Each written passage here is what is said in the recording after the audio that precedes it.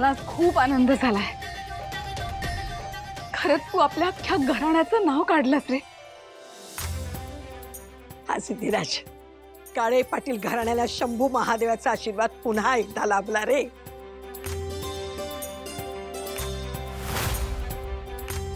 हे बघ, शिवलिंगाची स्थापना करायची आहे तेव्हा मुहूर्ताचा वेळ टळून जायला नको। चला लवकर, या।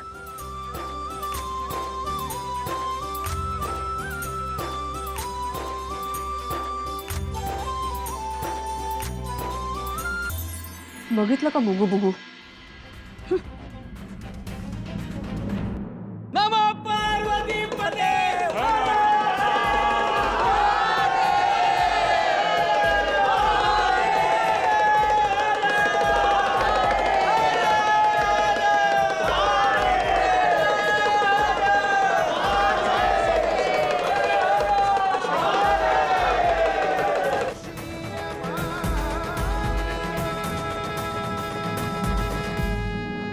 नमः पार्वती पते। हर हर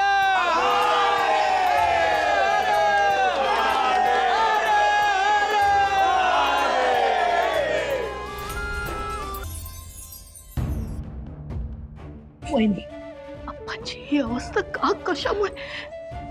ताई, पूजा आवरली की सांगते तुम्हाला सगळं नंतर। बाहेर पूजा झाली बघा, तुम्ही डोळे पुसा आणि बाहेर या। मी अप्पांना घेऊन जाते, उगाच कोणी पाहिलं तर वेगळं वळण नको।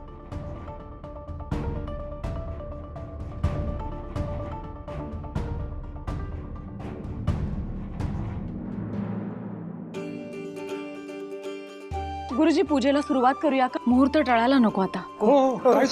थांबा।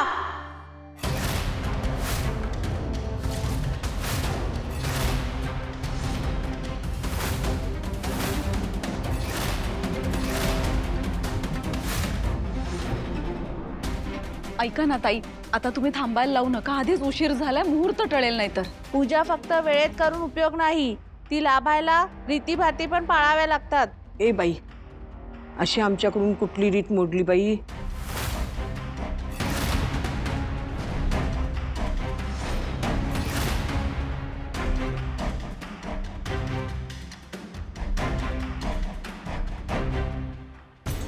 आजी, एरवी सगळ्यांना तुम्ही परंपरेचे धडे देत असता, पण आता तुम्ही स्वतःच पिंडीजवळ बसलात। घरच्या परंपरेनुसार पिंडीजवळ विधवा बाईला बसायची परवानगी नाही।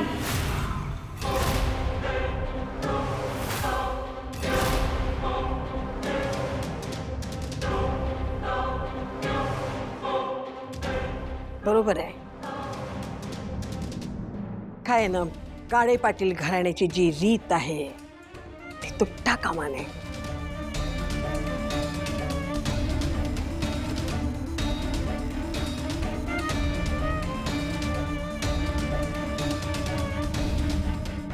आजी थांबा।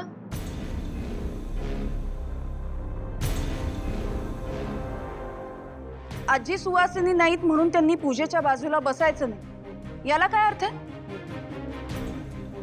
यामागे कुठलंही शास्त्र नाहीये, परंपरा पाळायलाच हव्या। पण परंपरा म्हणून समोरच्याचा अपमान करायचा हे चुकीचं आहे। आजी, तुम्ही गेले 49 वर्ष ही परंपरा अगदी निगुतीनं पाळताय। आजपर्यंत तुम्ही ही परंपरा पाळलीत म्हणून सासवडमध्ये आणि आसपासच्या भागांमध्ये शंकराची 49 मंदिरं स्थापन झाली आहेत। अहो, रूढी परंपरा या आपणच तयार केल्या आहेत, या माणसांनी तयार केलेल्या परंपरा आहेत। देवाच्या दारी सगळ्यांना समान न्याय असतो। मग देव जर का भेदभाव करत नाही तर आपण का करायचा? आजी, मला असं वाटतं तुम्ही इथे पूजेच्या बाजूला बसायला हवं।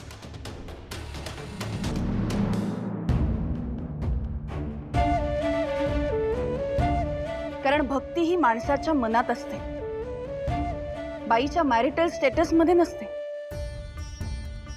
नवरा सोडून गेला म्हणजे बाई वाईट, तिच्यातच काहीतरी कमतरता आहे। तो गेला म्हणजे ती पांढऱ्या पायाची, तिचं लग्न होत नाही म्हणून ती वाईट, असं कसं? आणि पुरुषांना मात्र मॅरिड किंवा अनमॅरिड एवढंच स्टेटस।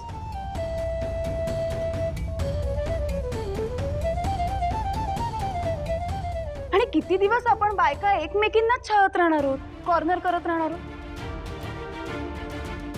हे कुठेतरी थांबायला हवं.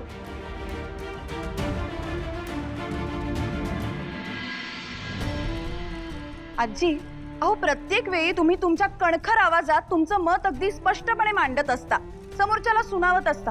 मग आता या अशा वेळी तुम्ही का माघार घेताय? ए सिद्धिराजची मॅडम, इथं आता या 4 चौघांच्या समोर तू माझी बाजू घेतेस याचा अर्थ मी कायमची नतमस्तक होऊन तुझ्या समोर राहीन असं समजू नकोस. हं काय? आजी, आता तुमची बाजू योग्य होती, सत्याची होती ना, म्हणून मी तुमची कड घेतली. पण हा सुवर्ण दिवस तुम्हाला रोज रोज बघायला मिळेल असं समजू नका. बाप रे, ह्यांच्या घरात पूजेचीच काय कुठलीच रीत नाही. आजी सासूबाई आणि सासूबाई घरात असताना चून तोंड वर करून बोलते. अगदी खरं बोलला. मी बोलले, पण मी माझ्या घरी बोलतेय. तुमच्यासारखं इतरांच्या घरी येऊन बोलत नाहीये ना.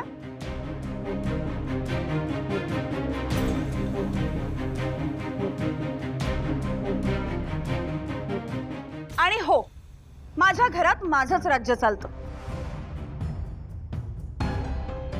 घेऊ नका माझ्या समजूतदारपणाचा गैरफायदा, कारण गाडे पाटलांच्या घरात चालतो फक्त भावनाचा कायदा.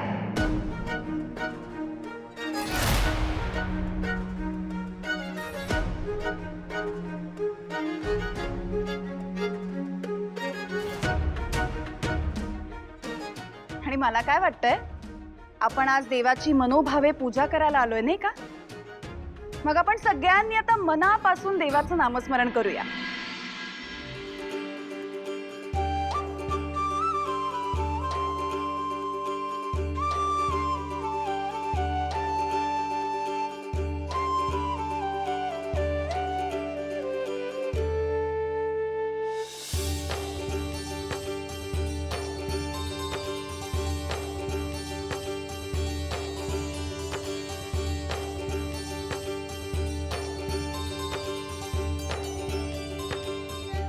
ओ नो, या सगळ्या नादात मी जानूला काही निरोपच दिला नाही.